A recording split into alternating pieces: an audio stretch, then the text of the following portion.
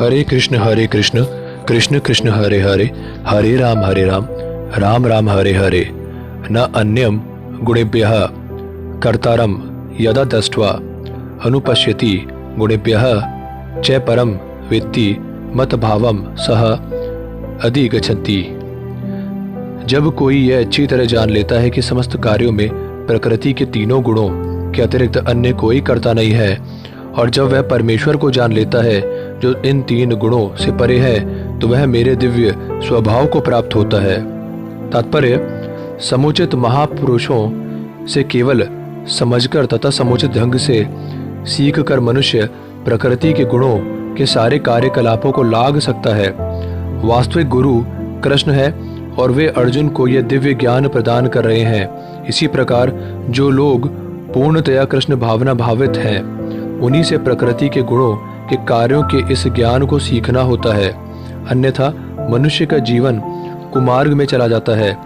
प्रामाणिक गुरु के उपदेश से जीव अपनी आध्यात्मिक स्थिति, अपने भौतिक शरीर, अपनी इंद्रियों तथा प्रकृति के गुणों के अपनी बद्धावस्था होने के बारे में जान सकता है।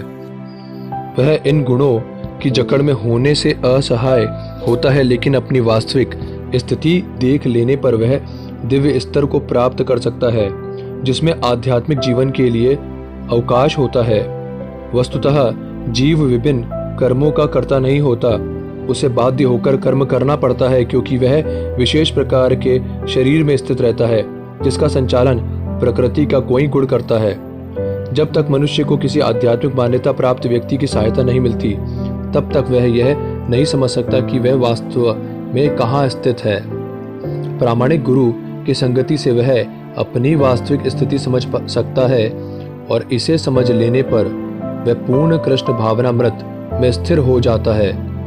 कृष्ण भावना भावित व्यक्ति कभी भी प्रकृति के गुणों के चमत्कार से नियंत्रित नहीं होता।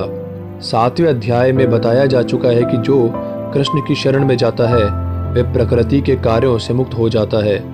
जो व्यक्ति वस्तुओं को यथारूप में देख सकता है, उस पर प्रकृति का प्रभाव क्रमशः घटता जाता है।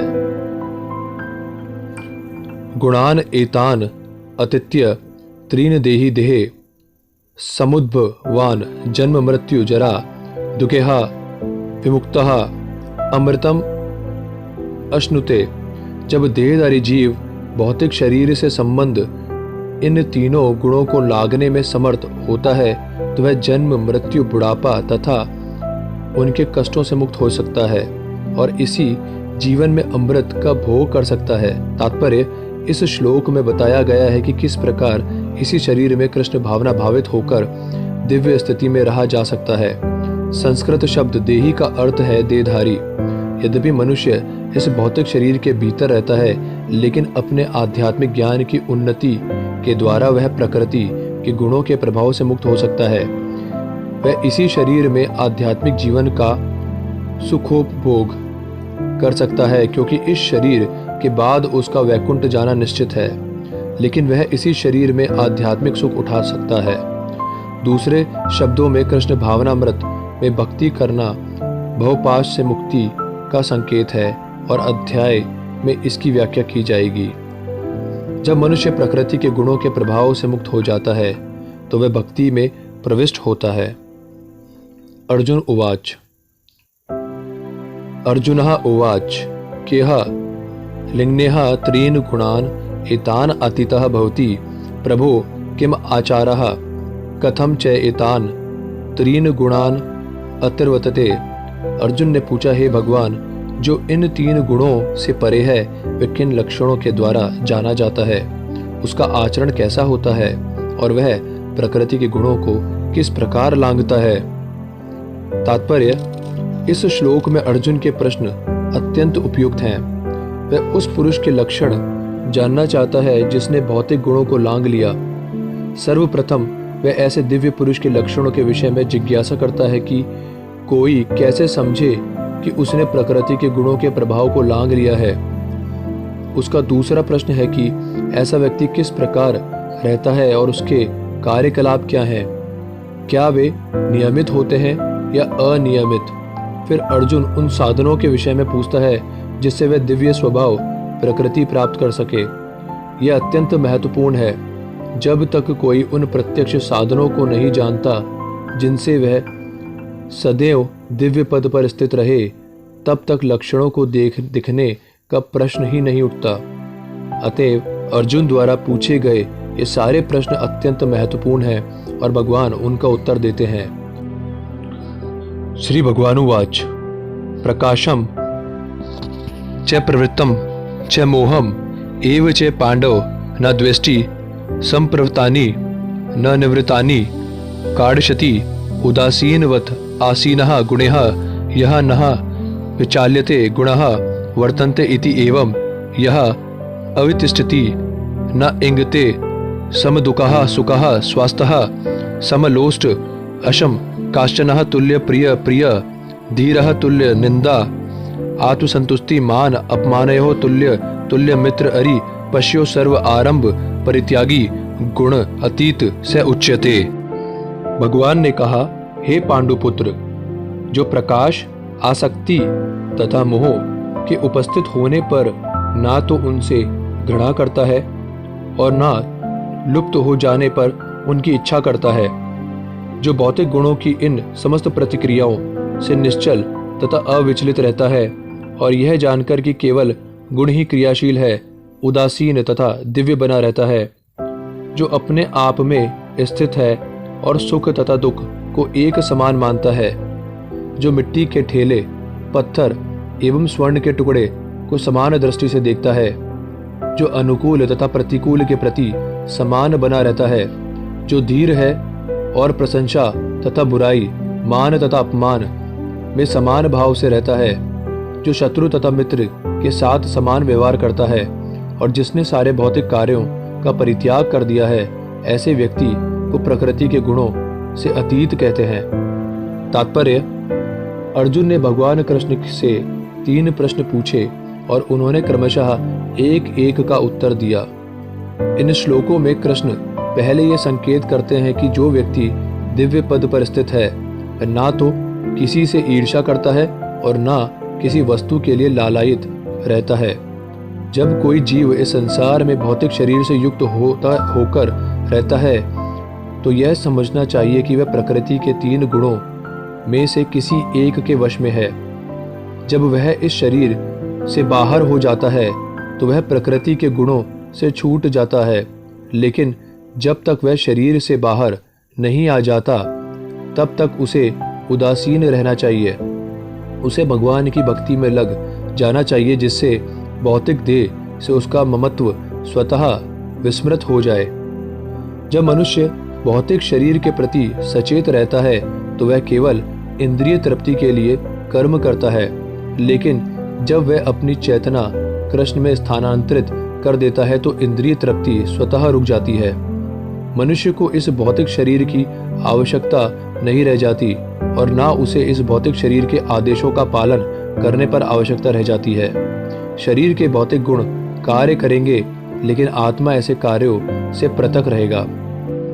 वह किस तरह पृथक होता है? वह ना तो शरीर का भोग करना चाहता है, ना उससे बाहर जाना चाहता है। इस प्रकार दिव्य पद पर स्थित भक्त स्वमेव मुक्त हो जाता है। उसे प्रकृति के गुणों के प्रभाव से मुक्त होने के लिए किसी प्रयास की कोई आवश्यकता नहीं रह जाती। अगला प्रश्न दिव्य पद पर आसीन व्यक्ति के व्यवहार के संबंध में है। भौतिक पद पर स्थित व्यक्ति शरीर को मिलने वाले तथाकथित मान तथा अपमान से प्रभावित होता है, लेकिन दिव्य पद पर आसीन व्यक्ति कभी ऐसे मिथ्या मान तथा अपमान से प्रभावित नहीं होता। वह कृष्ण भावनामृत में रहकर अपना कर्तव्य निभाता है और इसकी चिंता नहीं करता कि कोई व्यक्ति उसका सम्मान करता है या अपमान। वह उन बातों को स्वीकार कर लेता है जो कृष्ण भावनामृत में उसके कर्तव्य के अनुकूल हैं, अन्यथा उसे किसी भौतिक वस्तु की आवश्यकता नहीं रहती, चाहे वह पत्थर हो या सोना। वह प्रत्येक व्यक्ति को जो कृष्ण भावनामृत के संपादन में उसकी सहायता करता है अपना मित्र मानता है और वह अपने तथाकथित शत्रु से भी घृणा नहीं करता। वह संभाव वाला होता है और सारी वस्तुओं को समान धरातल पर देखता है, क्योंकि वह इसे भलीभांति जानता है कि उसे इस संसार से कुछ भी लेना देना नहीं है। उसे सामाजिक तथा राजनीतिक विषय तनिक भी प्रभावित नहीं कर पाते, क्योंकि वह क्षणिक उथल पुथल तथा उत्पातों की स्थिति से अवगत रहता है। वह अपने लिए कोई कर्म नहीं करता। कृष्ण के लिए वह कुछ भी कर सकता है, लेकिन अपने लिए वह किसी प्रकार का प्रयास नहीं करता। ऐसे आचरण से मनुष्य वास्तव में दिव्य पद पर स्थित हो सकता है। माम चयः अव्यभिचारेण भक्ति योगेन सेवते सह गुणान समतित्य एतान भव्य भूयाय कल्पते। जो समस्त परिस्थितियों में अविचलित भाव से पूर्ण भक्ति में प्रवृत्त होता है, वह तुरंत ही प्रकृति के गुणों को लांघ जाता है और इस प्रकार ब्रह्म के स्तर तक पहुंच जाता है। तात्पर्य, यह श्लोक अर्जुन के तृतीय प्रश्न के उत्तर स्वरूप है। प्रश्न है, दिव्य स्थिति प्राप्त करने का साधन क्या है? जैसा कि पहले बताया जा चुका है, यह भौतिक जगत प्रकृति के गुणों के चमत्कार के अंतर्गत कार्य कर रहा है। मनुष्य को गुणों के कर्मों से विचलित नहीं होना चाहिए। उसे चाहिए कि अपनी चेतना ऐसे कार्यों में ना लगाकर उसे कृष्ण कार्यों में लगाए। कृष्ण कार्य भक्ति योग के नाम से विख्यात है, जिनमें सदैव कृष्ण के लिए कार्य करना होता है। इसमें न केवल कृष्ण ही आते हैं, अपितु उनके विभिन्न पूर्णांश भी सम्मिलित हैं, यथा राम तथा नारायण। उनके असंख्य अंश हैं। जो कृष्ण के किसी भी रूप या उनके पूर्णांश की सेवा में प्रवृत्त होता है, उसे दिव्य पद पर स्थित समझना चाहिए। यह ध्यान देना होगा कि कृष्ण के सारे रूप पूर्णतया दिव्य और सच्चिदानंद स्वरूप हैं।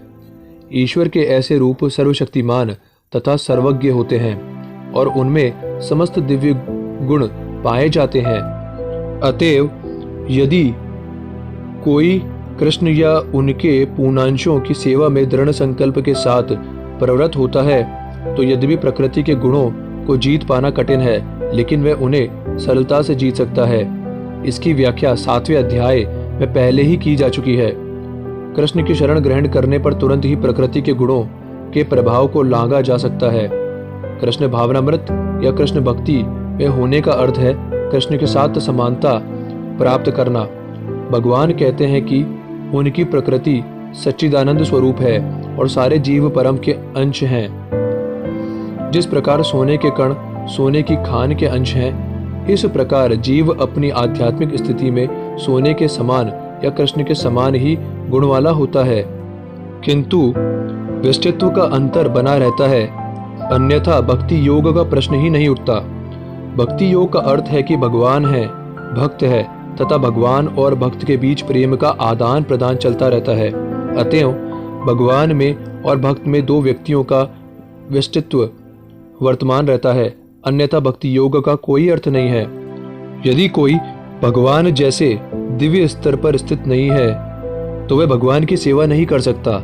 उदाहरणार्थ, राजा का निजी सहायक बनने के लिए कुछ योग्यताएं आवश्यक हैं। इस तरह भगवत सेवा के लिए योग्यता है कि ब्रह्म बन जाया या भौतिक कल्मश से मुक्त हो जाए। वैदिक साहित्य में कहा गया है, ब्रह्मेव सन्य ब्रह्मयोति। इसका अर्थ है कि गुणात्मक रूप से मनुष्य को ब्रह्म से एकाकार हो जाना चाहिए, लेकिन ब्रह्मत्व प्राप्त करने पर मनुष्य व्यष्टि आत्मा के रूप में अपने शाश्वत ब्रह्म स्वरूप को खोता नहीं। हरे कृष्ण कृष्ण कृष्ण हरे हरे, हरे राम राम राम हरे हरे।